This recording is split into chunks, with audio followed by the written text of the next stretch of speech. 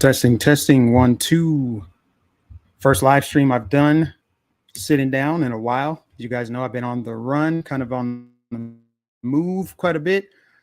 I won't make this live stream too long. Like I said, I've been kind of catching up on sleep. You know, the newborn phase is kind of wild. But I wanted to do a quick live stream before the debate tomorrow because you guys know everything is going to be hectic between now and the election. We got less than 60 days to go. If you would, please like the stream on the way in, please.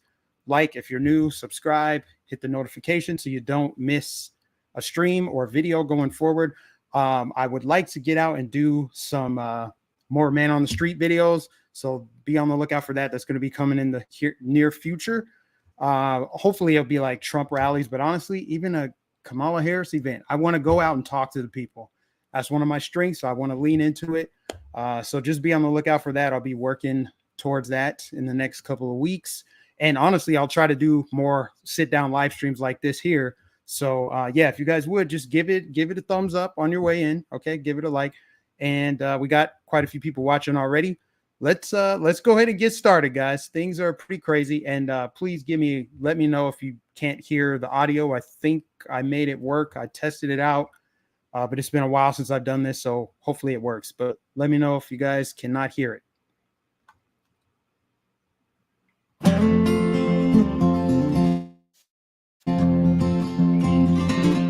This is Jenna Globe with Alpha News here at the Great Minnesota Get Together. Earlier today, I asked fairgoers some questions about the upcoming presidential election. For you, regarding this upcoming presidential election, will it be Trump or Harris? Harris. Trump. Harris. Trump. Probably Harris. I think it'll be Trump. Oh, Harris, like 100%. Trump, 100%, no contest. It's clearly going to be Harris. It won't be Harris, guaranteed. Trump. Harris. Harris. Harris all the way. Absolutely Trump. Undecided for right now. Trump. Harris. Trump. Harris. Okay, wait. Pause. Just for a quick second. Okay.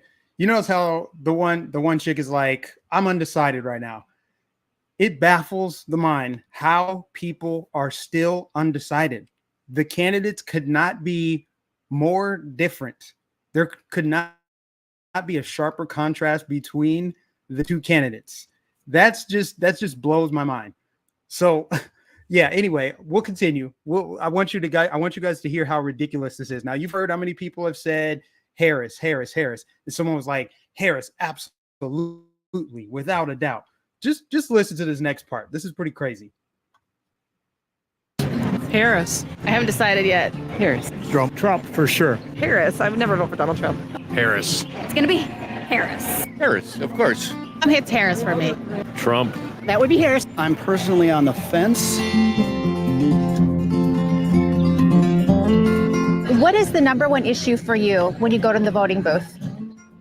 Just rights, women's rights. The economy. Kindness and democracy. Closing the border. Stopping fascism. Economy. All right, you guys can already hear. You can already hear from these, and for you, if you're just tuning in, these are Minnesota State Fair goers. You can already hear the contrast in how people are responding to this. What's important to them?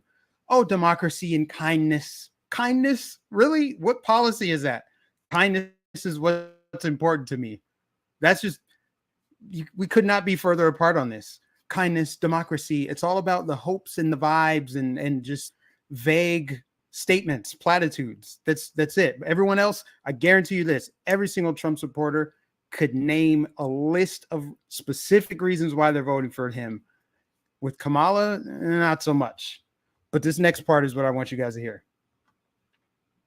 For me personally, it's trans rights. I'm a girl's girl, so I'm just hoping a woman will be in charge this time. Immigration and economy. It's women's health. Border space and the economy, of course. Women's rights. Just having somebody to follow our Constitution. Women's rights. The economy. Immigration. Ending homelessness. Safety of our country. It's reproductive rights, LGBT rights. Drain the swamp. And finally, I asked voters about the key accomplishments of their candidate of choice. What do you think was President Trump's biggest accomplishment when he was in office? To keep gas prices down. Bringing jobs back to the U.S. Keeping our country safe. Controlling the border. The economy. Control of the border. We did not go to war. What is Harris's biggest accomplishment today? Okay, here we go. Here we go. As vice president? I don't know. Sorry, I don't feel comfortable doing this anymore. She she was a very good vice president. That's an interesting question. Getting to vice president. I think just being able to unite people and being positive and upbringing to the nation. I think she's done a really good job trying to deal with the whole Israel-Gaza issue. I have to. How can people be so passionately uninformed, passionately ignorant? They're passionate about voting for Harris, but they can't tell you anything that she's done. They can't give you any accomplishments, any policies. What do you like about her? She's like, I think she's been a good vice president. Ridiculous. To do more research on her, honestly. I'm just glad to see a woman of color in charge for once.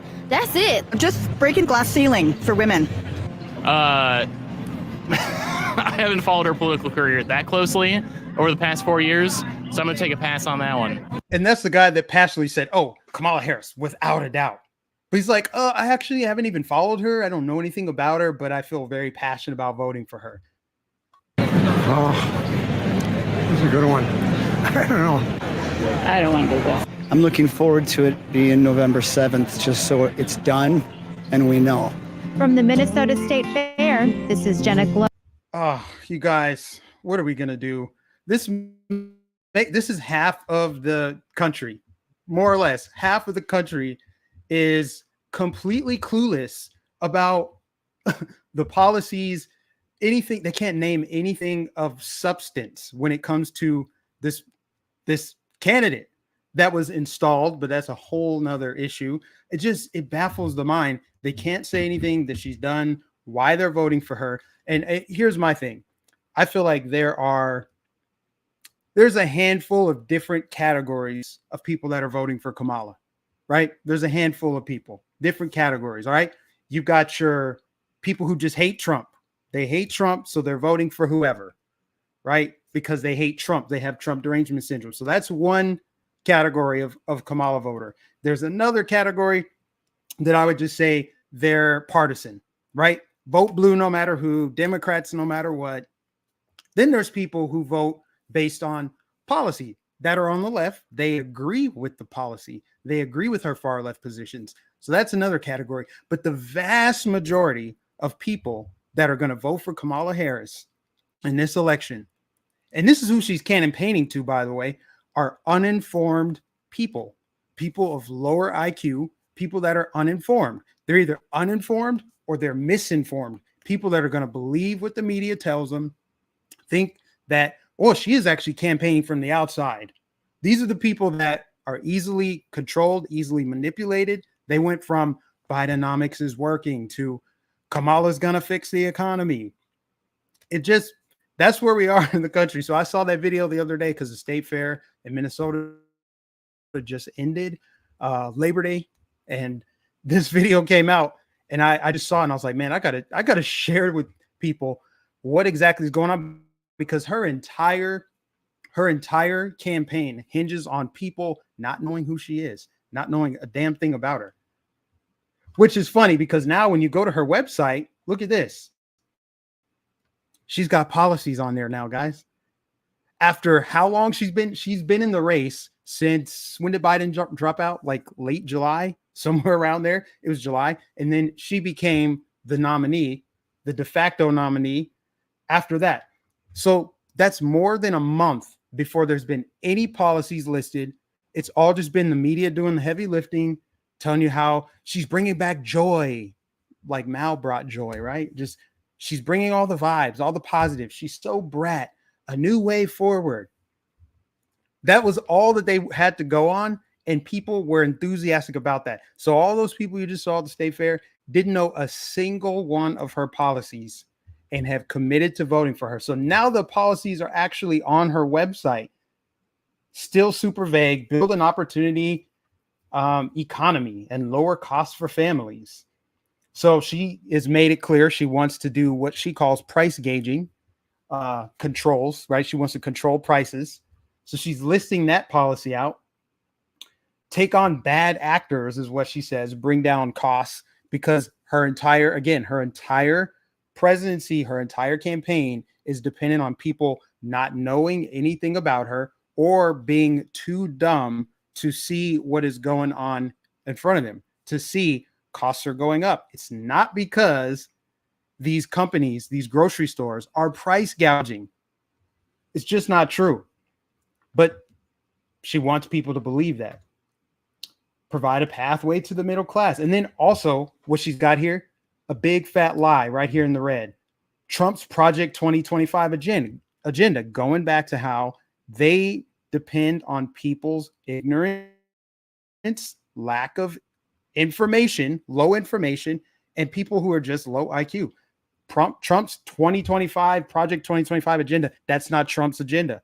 If people went to Trump's website, they would see it is Trump 20, what is it? Agenda 47. And that's where Trump's policies are listed. But it's just funny how we're over a month into her campaign, and now she's listed all these policies that are super vague and secure. So not really saying anything, just like, oh, we're going to bring down the cost of this, bring down the cost of that. Again, she's already in office. She's got people thinking that she's not in office, and she's campaigning against Biden, campaigning against Trump, treating Trump as the incumbent. So it's going to work on the vast majority of people that are going to vote for her. And it's sad because some people are, friends and family, they're just not as informed on this. They're falling in love with what they're seeing on TV and what they're hearing and the emotional tie to it. Like, oh, first Black woman, women's rights, breaking through the glass ceiling. But I wanted to bring back this gem from when she actually ran for president the first time. I don't know how many remember this, but it's very interesting what she was running on back then.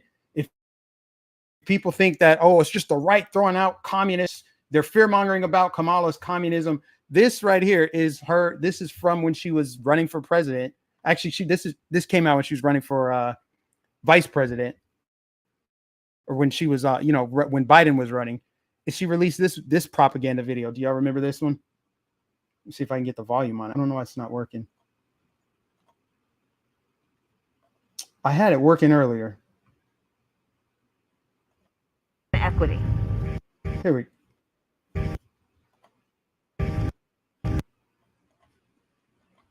It might be a broken link. Or she might have removed it. Honestly, that might be what it is. She might have removed it because she's been getting roasted for this thing. I bookmarked it a few days ago. But let me see if I can find it on YouTube, actually, because I guarantee it's still here. Hold on.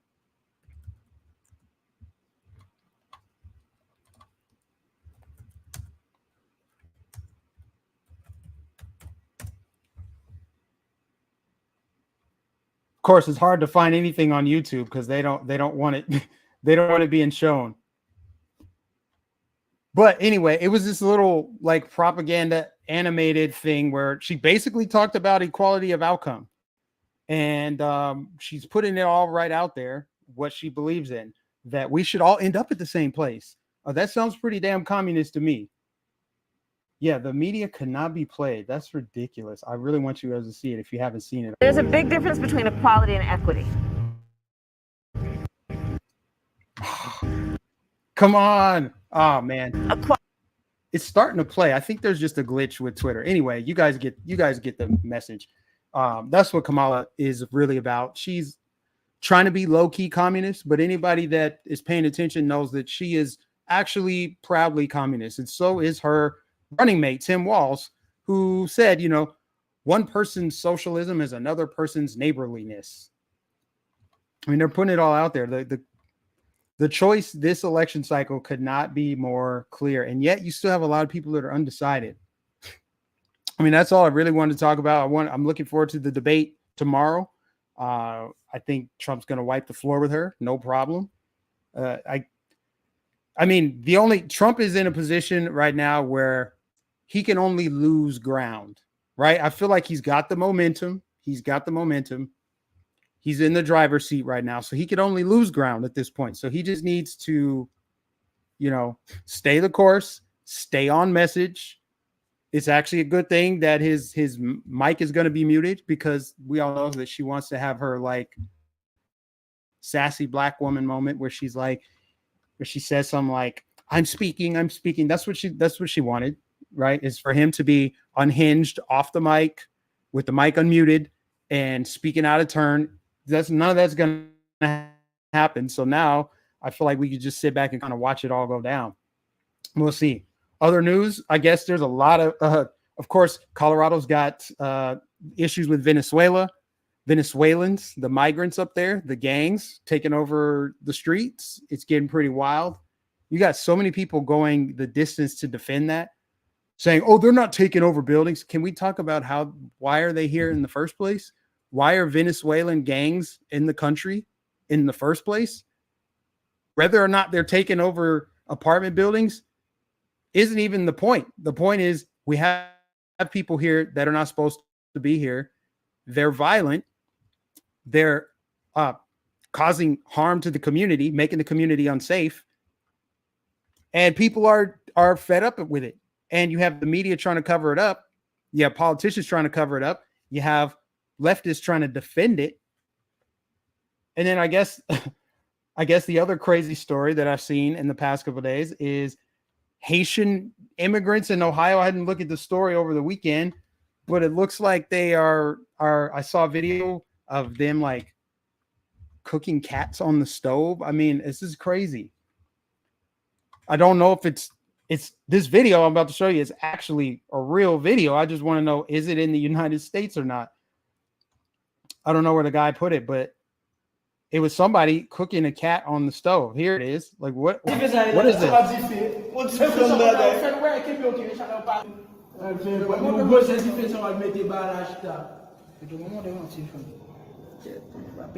Nuts. And they're going to call things like this conspiracy theories. They're going to call it racist, but we know it's going to eventually come out in the wash. We know that it eventually comes out and they're like, actually, it is happening, but here's why it's okay. I've seen people defending it. Apparently they're out there in Springfield, Ohio, like taking ducks, chickens, wild animals, domestic animals, and beheading them in public, cooking them, doing just, it's weird. It's obviously not American culture to do that. Are you guys feeling enriched yet? I don't know. I don't get it, y'all. But here we are. So like I said, I just wanted to do a short stream. I'm just getting back into the live stream groove from the computer. Like I said, I do want to go out and do some more man on the street videos, whether it's parade, flag waves, or rallies. Just need to find some that are happening near me, some that are not. That one that was in Wisconsin, I wanted to go, but that was like, I don't know, like 9 in the morning. I would have had to leave my house at like 6 or 7 a.m. It wasn't going to work out.